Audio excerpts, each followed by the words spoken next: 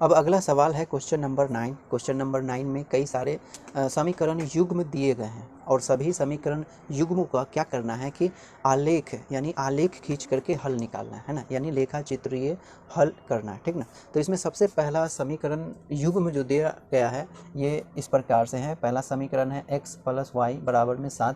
दूसरा समीकरण है 2x - 3y = 9, ठीक ना। तो इस दोनों समीकरण युग्म के क्या करने हैं, आलेख खींचने हैं और उस आलेख के माध्यम से हमें क्या करना है, इसके हल निकालने हैं, ठीक। तो आलेख खींचने के लिए हम क्या करते हैं कि हल सारणी निकालते हैं। तो इस प्रकार से हम 2 बिंदु हल सारणी निकालेंगे 2 बिंदु के लिए, ठीक ना। यानी हम 2 बिंदु की सहायता से ही आलेख खींचेंगे। तो ये पहले समीकरण के लिए हो जाएगा, ठीक ना। तो लिखेंगे समीकरण 1 से, ठीक ना। समीकरण 1 से क्या करेंगे, क्या है समीकरण 1, x + y = 7। तो जब x बराबर 0, तो जब x बराबर 0 रखेंगे तो 0 + y बराबर में हो जाएगा 7, या y बराबर कितना मिल जाएगा, 7 मिल जाएगा, ठीक ना। तो इस समीकरण में सबसे पहला समीकरण का हल सारणी ये है। इसमें x बराबर हम 0 रखेंगे तो y का वैल्यू देखिए कितना आ रहा है, 7 आ रहा है। तो लिखेंगे 7, ठीक। पुनः जब y बराबर हम क्या रखेंगे 0, तो x + 0 बराबर में 7 हो जाएगा, या x का वैल्यू कितना मिलेगा, 7, ठीक। तो इसी प्रकार से जब हम y का वैल्यू भी 0 रखेंगे तो उसके रिस्पेक्ट में x का वैल्यू भी 7 आएगा। तो इसी प्रकार से समीकरण दूसरे का भी हम हल सारणी निकालेंगे इस तरीके से x और y, ठीक है। तो क्या लिखेंगे, समीकरण 2 से, समीकरण 2 क्या है, ये रहा 2x - 3y बराबर में है 9, ठीक ना। तो जब x बराबर हम 0 रखेंगे तो क्या होगा कि 2 × 0 - 3 × y बराबर में 9 हो जाएगा। ये पूरा 0 हो जाएगा टर्म, -3y बराबर में 9 होगा, ठीक। अगर हम दोनों तरफ डिवाइड करेंगे -3 से तो ये क्या होगा, -3 से -3 कैंसिल हो जाएगा, -3 बचेगा, ठीक। तो y बराबर कितना हो जाएगा, -3, ठीक। तो जब x बराबर हमने क्या रखा 0, तो उसके रिस्पेक्ट में y कितना आ गया, -3, ठीक ना। पुनः जब y बराबर हम 0 रखते हैं, है ना, तो x का वैल्यू कितना होगा, तो x कितना है, 2x - 3 × y का जगह कितना 0 बराबर में 9 हो जाएगा। अब इसे हम सॉल्व करें तो x का वैल्यू आ जाएगा कितना, 9/2 आ जाएगा, है ना। इसे अगर हम देखें तो ये हो जाएगा कितना, 4.5, ठीक।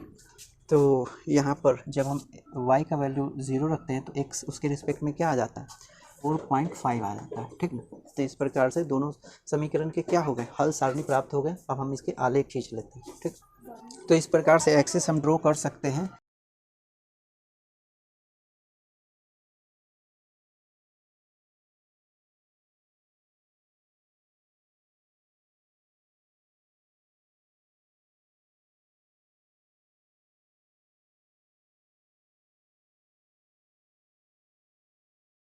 हो गया, यही हो गया, ठीक।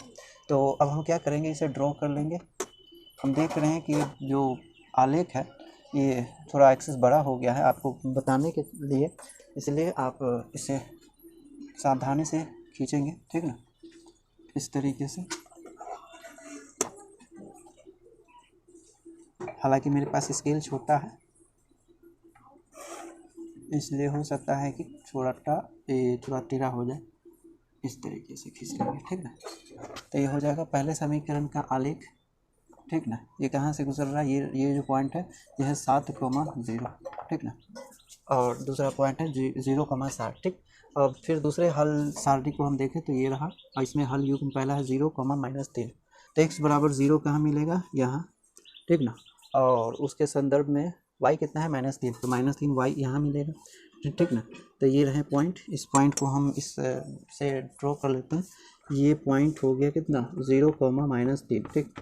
फिर दूसरा हल युग्म ये है 4.5, यानी 9/2 जिसको कहते हैं 4.5। तो हम देख रहे हैं कि ये जो पॉइंट है पूर्णांक 4 और पूर्णांक 5 के बीचों बीच में है, ठीक ना। तो पूर्णांक 4 और पूर्णांक 5 के बीचों बीच में इस प्रकार से हम ड्रॉ कर लेंगे, ठीक।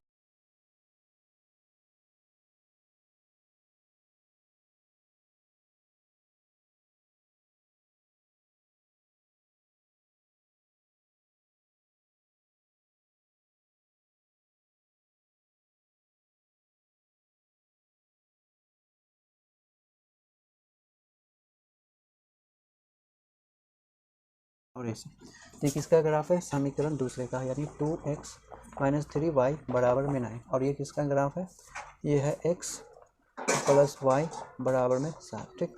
अब हमें क्या करना है, इसके हल निकालने हैं। तो हल कैसे होगा, तो दोनों आलेख जिस बिंदु पर एक दूसरे को क्रॉस कर रहे हैं, काट रहे हैं ना, उस बिंदु को फाइंड करो। तो हम देख रहे हैं कि ये बिंदु कितना है, ये रहा ये पॉइंट, और इसके जो नियामक हैं वो खोजो। तो नियामक अगर हम x नियामक खोजें तो ये 6 पर कट रहा है ना, 6। तो यहाँ हो गया x बराबर कितना, 6, ठीक। और y के एक्सिस पर कहाँ कट रहा है, तो देख रहे हैं हम 1 पर जा रहा है, ठीक ना। तो यहाँ y हो जाएगा कितना, 1, ठीक। तो ये हो गए समीकरण के क्या चीज़, हल। तो ये रहे दोनों का कटान बिंदु, ये कितना है, 6, 1, ठीक।